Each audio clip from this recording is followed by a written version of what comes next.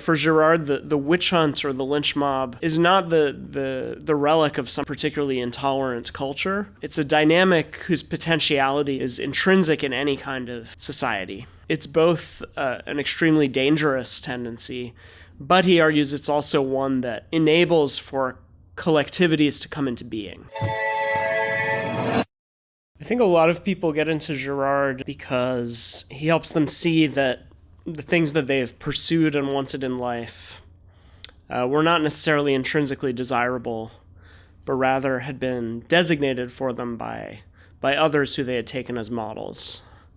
And so, for many people, this is a helpful realization because it helps them reassess what they actually want in life.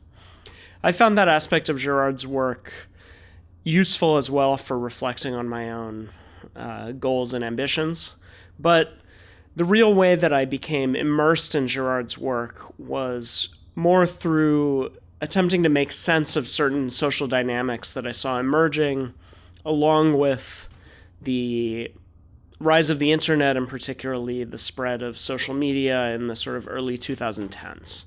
So I had encountered Girard's, or several of Girard's works prior to that, and had, largely engaged with them in an academic context, and, had found them interesting.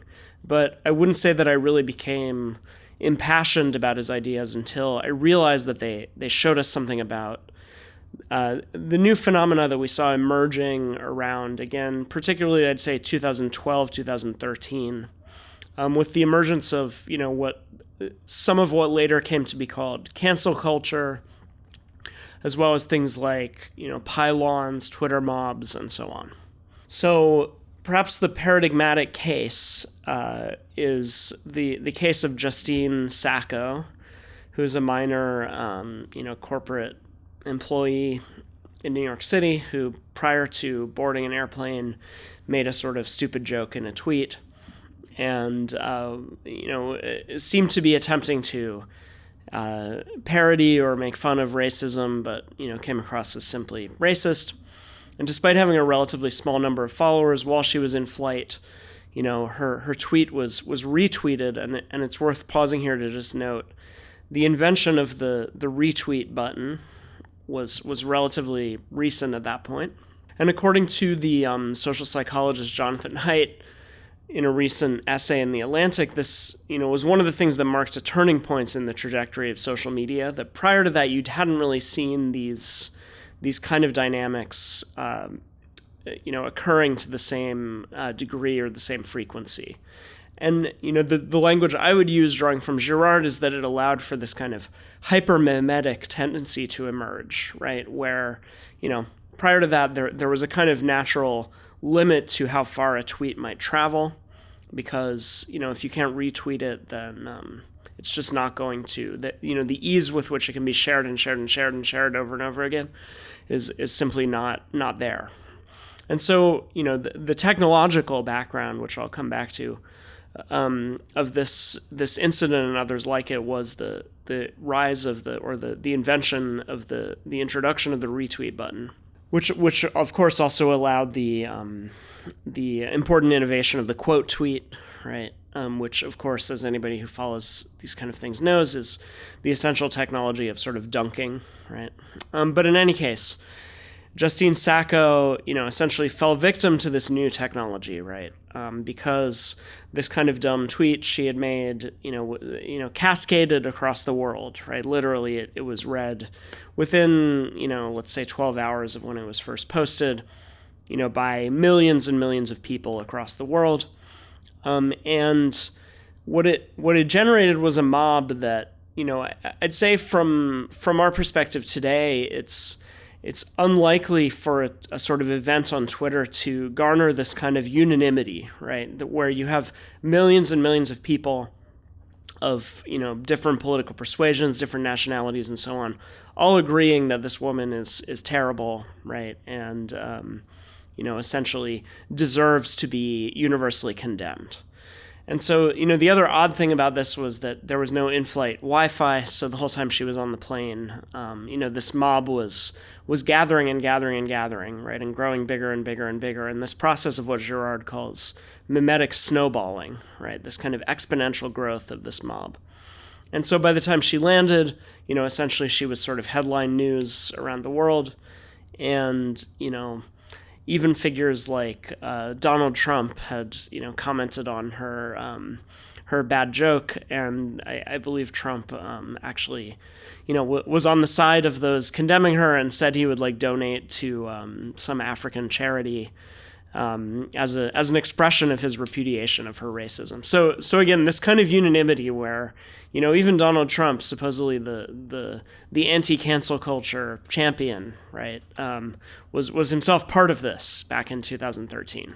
So, this was quite a remarkable event, and it went on to be chronicled by the English journalist John Ronson in the book So You've Been Publicly Shamed, where he also discussed, other victims of similar types of incidents in this period. The book came out in 2015, and, by this time there was there were a handful of similarly famous cases.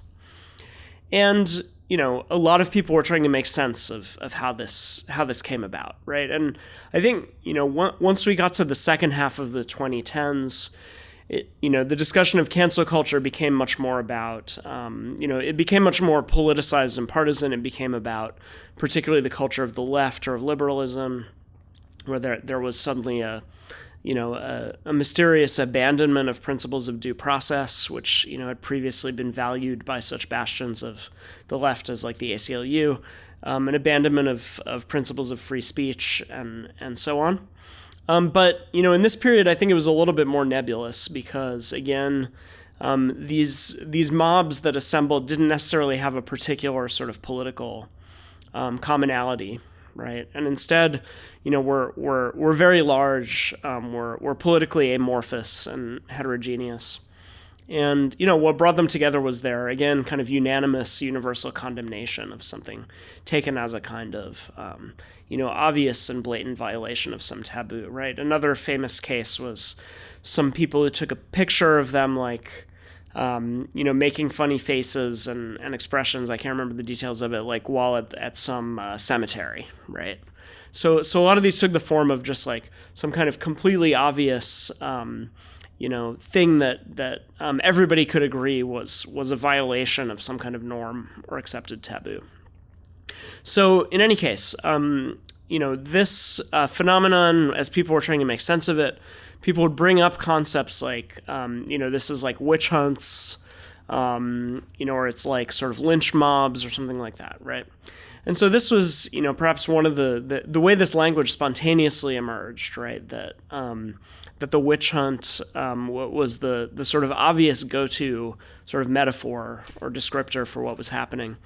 Was perhaps one of the things that made me think back to my readings of René Girard, and particularly his book Violence and the Sacred, where he allows for this connection to be made in a much more precise way, right? And I think, for Girard, the witch hunt or the lynch mob, is not the relic of some particular, particularly intolerant culture. Instead, it's a kind of it's a dynamic whose potentiality is intrinsic in any kind of human society, right? And it's both an extremely dangerous tendency, but he argues it's also one that enables for collectivities to come into being, right? So his argument is essentially that, human collectives are originally founded through these spontaneous, unanimous acts of violence against a single victim, right? And so, in a simple sense, what I realized observing what was happening on Twitter and other platforms in this period was that, these were new platforms, which were sort of, diffuse, and in which people were interacting with people that they may have never been able to interact with before, in a context in which they had never interacted with anyone before. And so there was a lack of, a kind of pre-existing cohesion, right? Here we might compare it particularly to, earlier social media where, like, I remember when I joined Facebook, you basically just like gather. Initially what you did was sort of all of your IRL friends just kind of reassembled into a friend network on Facebook, right? So it simply replicated your previous kind of social graph. And then, later that kind of shifted, and Facebook too enabled these kind of new social configurations that hadn't existed. But, in a context like Twitter, in particular, this wasn't exactly the format that it took, right? And so there was kind of a problem of, a kind of amorphousness and like what form would this new kind of society take? And interestingly, it spontaneously began to engage, this kind of collective hive mind, began to engage in precisely these activities, which according to Girard, are what would enable some kind of collective identity to emerge, right, in human societies more generally. And, what we saw happening was an experience of what Emile Durkheim, the sociologist who was a major influence on Girard, called collective effervescence, which he associated in particular with religion, right, which was, essentially the sort of ritualistic coming together of a collective in a moment of a kind of ecstatic experience of togetherness, right? And I think this is also important for understanding, particularly this kind of early phase of these Twitter pylons and so on, that people really experience them as a kind of ecstatic unanimity, right, with others, right, a kind of melting together into this collective, and this was felt as pleasurable, right? And I think Ronson himself, when he writes about it, he describes his initial experiences of it as highly pleasurable, right, and highly satisfying. And so, what Girard allows us to see is that this is not, this is neither a phenomenon unique to or particular to, the particular technologies that we adopted 10, 15 years ago, nor is it particularly specific to, let's say, contemporary liberalism with its increasing disregard for due process and so on. Instead, it's a potentiality of human societies that is fundamental to how they initially coalesce, right, around these kind of acts of collective repudiation. And, instead what happened, I would argue, based on Girard, during these years was that we sort of rediscovered this phenomenon, and we did it quite innocently. In other words, we did it, or most of those participating in it did it really, without knowing what they were doing. And here I'm trying to invoke the words of Christ in the gospel, right, which is, forgive them, Father, for they know not what they do, right? This point of, in order to engage in this kind of scapegoating, this kind of collective mob action against a single victim, you have to, in some sense, not know what you do, right? That is, at least in order to actually experience the collective effervescence, this is the necessary precondition of it, right? And so the kind of gleeful innocence with which people participated in these actions in this early period is very consistent with how Girard characterizes, the conditions necessitate, or the conditions necessary for this kind of thing to occur.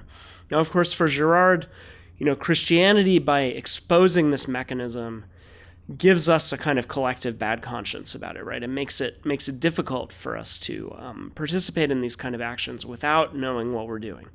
But I think, the novelty of the technologies in some way gave us a brief period where we could regain the kind of innocence with which, this sort of violent, collective repudiation of individuals for, minor violations of taboos and things like that could be regained, right? But I would say this also shifted because, what you saw, I would argue, moving towards the middle of the 2010s was a much greater cynicism about these kind of activities, and also a clearer fragmentation of the internet into clearly defined factions, right, which were largely partisan and political, where, instead of, this kind of, mass gathering of millions of people across the world around, one of these acts, what you would have is, smaller collectives held together by, the people who they hold in contempt, right? The people who they repeatedly victimize, repeatedly attack. And, then this became something that could kind of be manipulated for political ends. And so I think it again, there was this brief period of really not knowing what we were doing, right? And thus being able to kind of engage it in this strangely innocent way, right? Where this collective repudiation of this quite arbitrary victim could be felt as a positive form of togetherness. And I think, we've largely shifted away from that. And these kind of actions still occur, but they tend to have more specific political purposes. And they tend to be marshaled by people who, on some level, even if just sort of instinctually understand what they're doing, right? And are doing it in order to reconsolidate certain in-groups against certain designated enemies or victims, and who are doing it, in order to, periodically reenact this kind of experience of togetherness that is necessary for any group, particularly one that is weakly held together in sort of normal life, to feel a sense of coalescence and togetherness. Hey, what's up? If you enjoyed this video, take a second to subscribe to this YouTube channel. We publish videos like this several times a week. And also, if you're interested in studying the work of René Girard on your own, we made an awesome, totally free 18-page study guide that you can download at girardcourse.com. It's expertly curated. It's in a logical sequence that's going to help you master his entire body of work at your own pace. You can go ahead and get that at girardcourse.com. All right, that's all I got for you. Over and out.